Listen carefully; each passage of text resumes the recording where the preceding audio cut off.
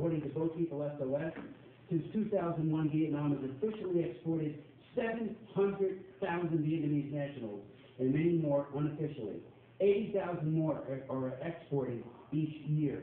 Many cases of labor trafficking have been featured in past and present tip reports, but unfortunately, the designation Tier 3 has eluded them. The time has come to stop playing games, put them on Tier 3.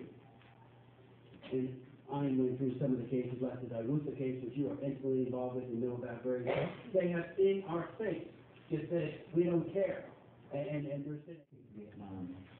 The Vietnamese government actively engages in human trafficking through labor export companies, partly or wholly owned by the Ministry of Labor and other government agencies. And there have been a number of well-documented cases in which state-run and state-owned enterprises have misled workers from promising specific wages and working conditions only to require the workers to sign a very different contract immediately before leaving for their foreign destination.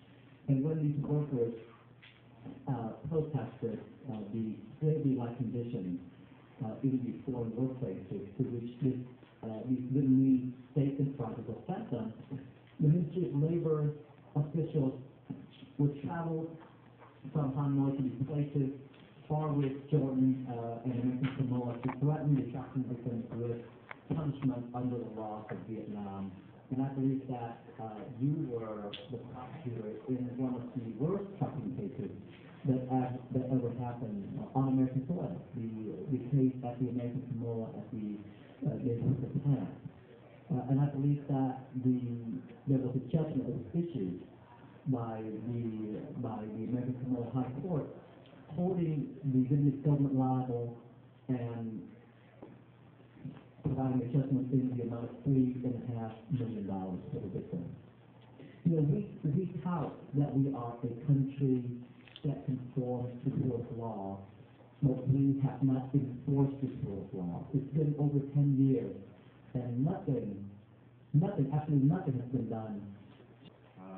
We are very concerned about the number of Vietnamese, not just laborers who are exported through the Vietnamese parastate export companies that Mr. Cao was talking about, but also Vietnamese folks in Vietnam, Vietnamese folks in neighboring countries.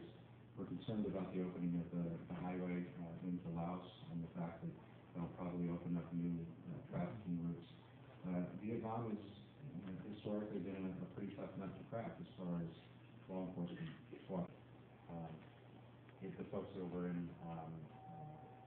eastern Malaysia, the shelters for the trafficking victims are largely filled with Vietnamese former victims. And I know that Vietnamese, one of the NGOs working with SOS Boat People, has been able to serve them, but it's been more on their own rather than because of what government's doing. My request would be that you pick 3 countries and you focus like a laser beam on those 3 countries and you make them an example, because if you sort of dilute this thing worldwide, as you could probably take an unlimited amount of funding, but the message gets out, and I would sense, based on the trade issue, the number of American businessmen go back and forth and back and forth. Vietnam ought to be one of them, and we got to go after them like a laser beam, prosecute, push, put them on that tier increase, also with regard to trade sanctions, but everything and anything that we possibly can. Here, the Vietnam, we have a fact sheet I'll give you. I would ask you to send me as part of the record that was prepared by Dr. Tong of Boat People SOS. Dr. Tong has been one of the most clear thinkers on what really happened in Vietnam of anyone I've ever met in terms of human rights activists. He gives you information. He's usually right. And I know parenthetically, when I chaired Human Rights Committee, we had 4 hearings. And it really Dr. Tong who gave us the inspiration. That's why I hope you take his information very, very seriously, about the forced repatriation of people who were like Ani, caught up in the boat people and those who left after the fall of Saigon.